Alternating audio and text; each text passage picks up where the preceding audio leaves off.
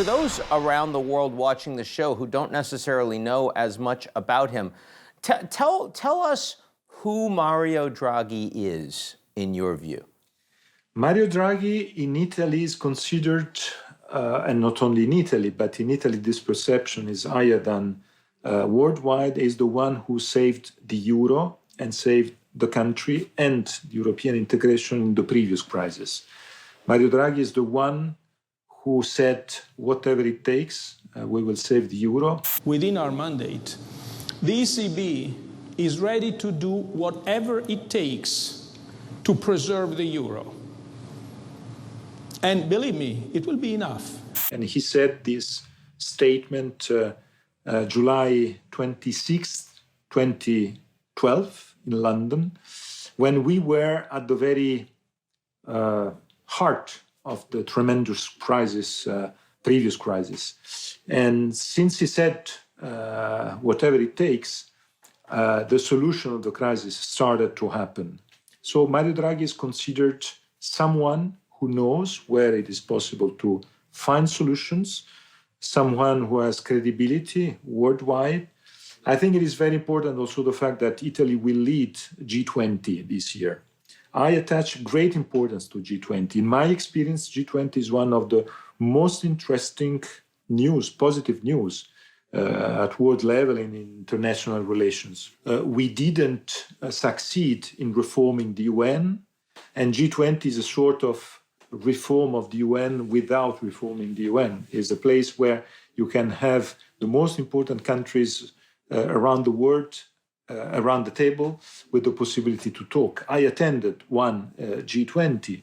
Can tell you that is the only place where you can meet all the leaders at world level. You can find a way to find solutions, to share analysis and solutions.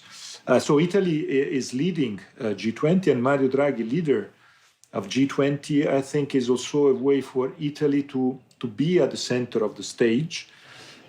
He has, because of his credibility, a large support in the country and in the parliament.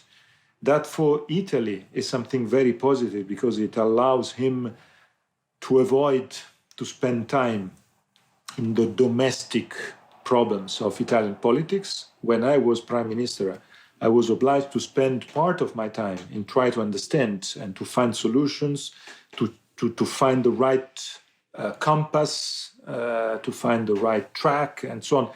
For him is the possibility to avoid all these part in terms of domestic issues, domestic political issues.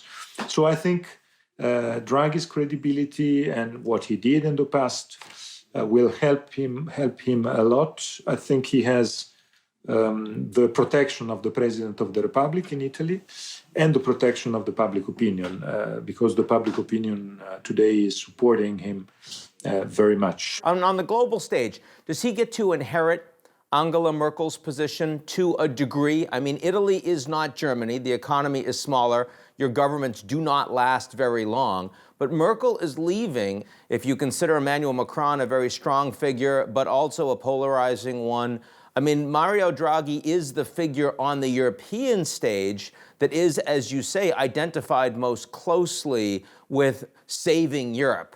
How significant is that from an EU perspective over this next year or two? It is clear that at the European level, he was warmly welcomed. Is the way to reinforce the European Council and a sort of pro-European integration mood, because Mario Draghi, saving the euro as he did, is considered of one of the fathers of the European integration. So I think it was a good news for Europe. It was welcomed as a good news for Europe. You mentioned Angela Merkel, you mentioned Germany. I think we have to follow very closely September German elections, because it is the first time in German history that you have the chancellor not candidate again.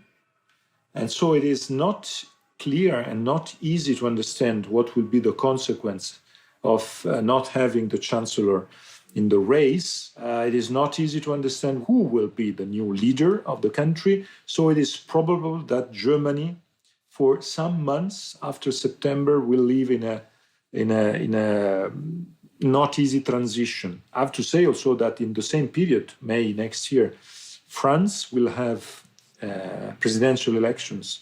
It will be a period of instability. So I think for Europe to have Mario Draghi there, I think it is a good news in this probable period of instability that German and French elections will bring.